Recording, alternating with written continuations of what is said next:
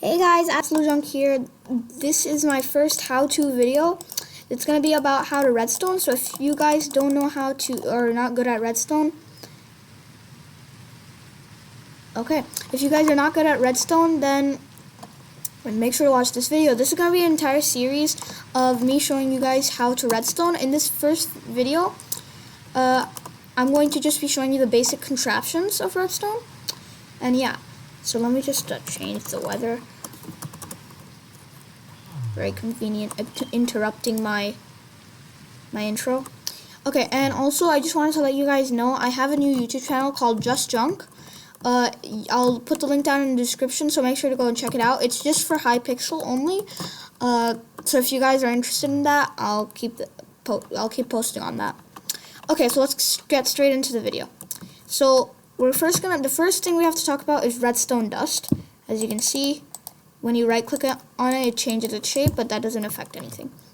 So if you connect it to a redstone power source, it will turn on. There are two different states. There's an on state and an off state. So when it's on, as you can see, if I connect it in a straight line, it will keep going until 15 blocks. Then it will stop. This is back to the dead state, or the off state. And yeah, that's pretty much all about the redstone dust. And you can also make like shapes, I guess, and when you power the lever, it'll go to the other location, or if you use a power source. Okay, now the first contraption, I already said it, is the lever. If you flick it, it will turn on the redstone. When you flick it again, it will turn it off. Very simple. Okay, the next one is the button, and there are two different types. There is the wood and the stone.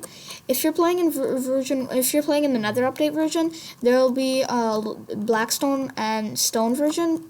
And also there's normally different types of stone buttons like spruce, birch, etc. Same with the pressure plates that I'm going to show you next. So the button, when you push it, it will make the redstone on for a little bit and then turn off. Stone button, same thing, but except that the stone button lasts for less time. The pressure plate, when any entity is on it, it will turn on. Like if I do this, it's on, out. Same with the stone one. The only difference between these two is that when you throw an item on top of this one, it will give a redstone signal, but not for this one. So it's kind of cool. And these two it can measure how many entities are on top of the pressure plate. So if we put one item, it'll give us one signal. Then you have to place another certain amount of items. So if I do this, eventually it's going to give us two signals. As you can see, it doesn't work that well, so I would recommend not to use this. So yeah, and same thing with the gold version. They're called heavy weighted pressure plates. As you can see, heavy weighted and light weighted. So yeah. Now, the redstone torch is another power source. It looks like this, and whenever it's always will be an on state. So it's a power source that always keeps it on. So as you can see here, it's powering the redstone. If you put it diagonally, or I guess you can place it on a block and then it will still power it. And then if you place it on the block upward, it will also power it. And you can also place it like this. So technically, this redstone torch is powering this block. So let's see, I take this and put it here, it will technically get powered. And now, if you look over here, this is a normal redstone torch, and this is not. This is the off type of redstone torch. That means that when the block that the redstone torch is powered, it will become off. So I'll explain it like this. So this block is currently not powered, and this is powering this redstone. But now when I pull the lever, this block is powered, which turns off the redstone torch. So you can use You can use this for like redstone inverters, I guess.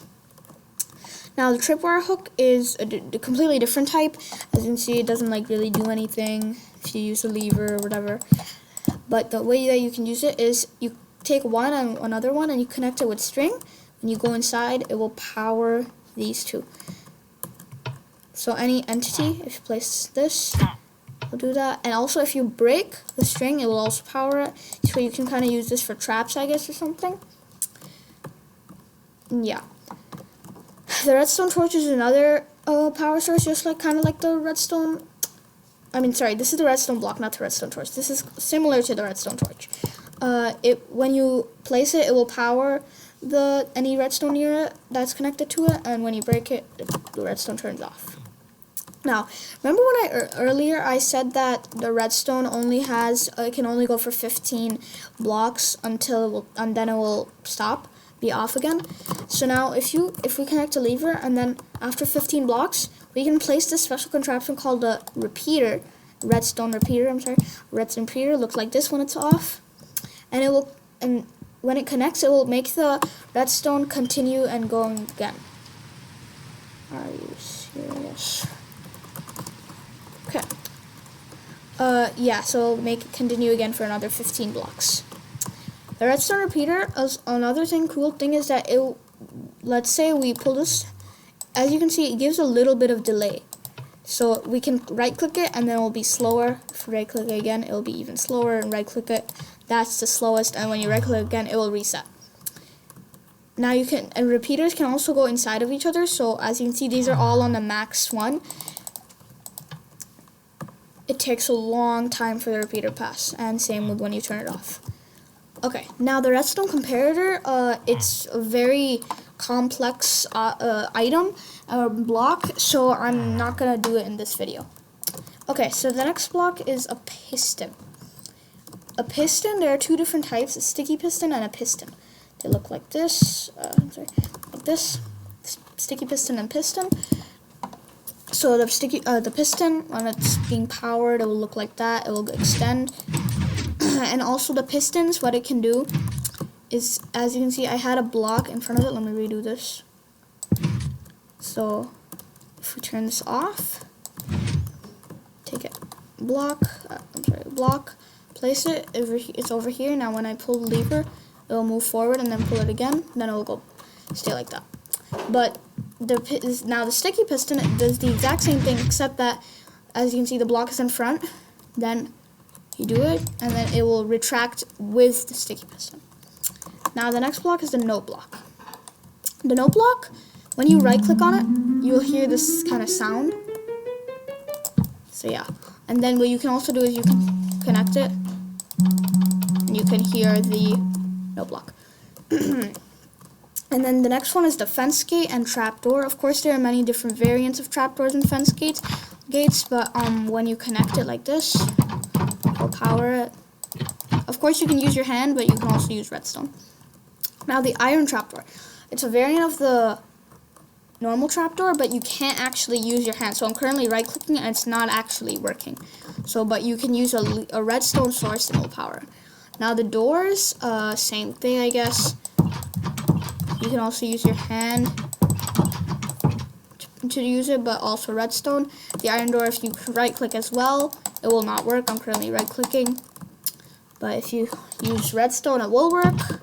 So yeah. Now the next item is the dispenser. The dispenser, what you do, if you connect it using redstone here, it will dispense an item. It'll take it out. You can pick up this item. And it only dispenses one item. As you can see, now it's 63. If I do it again, now it's 63 in this location. Yeah, that's pretty much it. But dispenser, as you can see, I put TNT in here. Now if we connect it, as you can see, you heard that. Boom. Blew it all up. Oops. Let me clean my inventory. Yes, that's what it does. It can also dispense out a TNT. So yeah. Now the next contraption is a TNT block, actually like a normal TNT. You can also use it. As you can see, you just heard that. That's TNT. Bam. Wow. Okay. I guess I messed up my other setup, but now let's place this in. Now the next thing is called a dropper. You can see it.